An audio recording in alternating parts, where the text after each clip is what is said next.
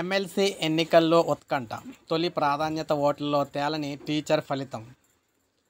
So మీరు చూసుకున్నట్లయితే తెలుగు రాష్ట్రాల ఉపాధ్యాయ ఎమ్మెల్సీ ఓట్ల లెక్కింపు ఉత్కంఠంగా కొనసాగుతుంది.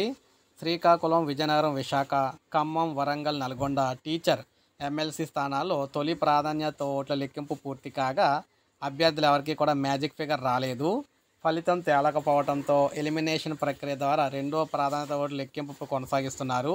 విశాఖలోని ఏయూ ఇంజనీరింగ్ కళాశాల వద్ద ఓట్ల లెక్కింపు చేపట్టిన తర్వాత తొలి ప్రాధాన్యత ఓట్లో పీఆర్టీయూ అభ్యర్థి గాదే శ్రీనివాసులు నాయుడుకు 7,210 ఓట్లు రాగా ఏపీటీఎఫ్ కూటమి అభ్యర్థి రఘువరముకు 6,835 ఓట్లు, పీడీఎఫ్ అభ్యర్థి విజయగౌరికి 5,810 ఓట్ల చొప్పున వచ్చినట్లు అధికారులు చెప్పారు.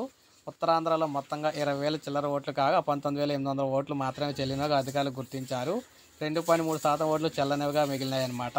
ఈ ముగ్గురి మధ్య ప్రధానంగా పోటీ అయితే నెలకొంది. రాత్రి 8 గంటల వరకు పోలింగ్ కౌంటింగ్ జరిగే అవకాశాలు అయితే ఉన్నాయని చెప్తున్నారు. ఓట్ల లెక్కింపు కేంద్రం వద్ద 3 అంచెల భద్రత ఉంది.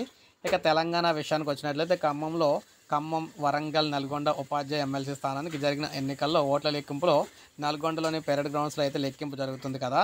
ఇందులో మొత్తంగా 23,641 ఓట్లు రాగా 494 ఓట్లు చెల్లనివిగా గుర్తించారు. తొలి ప్రాధాన్యత ఓట్ల లెక్కింపులో శ్రీపాల్ రెడ్డి పీఆర్టీయూకి 6,035 ఓట్లు, నర్సిరెడ్డి యూటీఎఫ్కు 4,820, హర్షవర్ధన్ స్వతంత్ర అభ్యర్థికి 4,437, పూల రవీందర్ స్వతంత్ర అభ్యర్థి 3,115, సర్వోత్తమ్ రెడ్డి భాజపా 2,289 ఓట్ల చొప్పున వచ్చినట్లు అధికారులు వెల్లడించారు.